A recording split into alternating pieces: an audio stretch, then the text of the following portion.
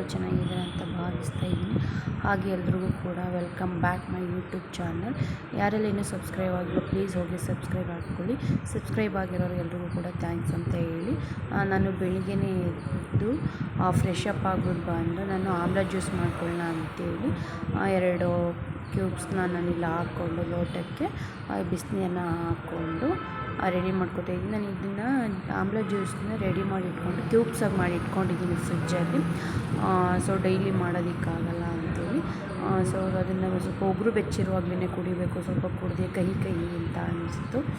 So ಕುಡಿದ ನಂತರ ನಾನು ಇವತ್ತು ಅನ್ನ ಸಾಂಬಾರನ್ನೇ ಮಾಡಿಕೊಂಡೆ, ಬೇಜಾರಾಗ್ತಿತ್ತು ಅಂತೇಳಿ ರೆಡಿಯಾಗಿಬಿಟ್ಟು ಬಂದು ತಿಂಡಿಲ್ಲ ತಿಂದ್ಕೊಂಡು ಆಫೀಸ್ಗೆ ಹೊರಡೋಣ ಅಂತ, ಹಾಗೆ ನಾನು ಮಗಳಿಗೆ ಸ್ಕೂಲ್ ಬಿಡೋಣ ಅಂತ ಹೋದ್ವಿ. ಈ ವಿಡಿಯೋ ನಿಮಗೆ ಇಷ್ಟ ಆದರೆ ಪ್ಲೀಸ್ ಲೈಕ್ ಮಾಡಿ, ಶೇರ್ ಮಾಡಿ. ಆಗ ನನ್ನ ಯೂಟ್ಯೂಬ್ ಚಾನಲ್ನ ಸಬ್ಸ್ಕ್ರೈಬ್ ಮಾಡ್ಕೊಳ್ಳಿ. Thank you so much.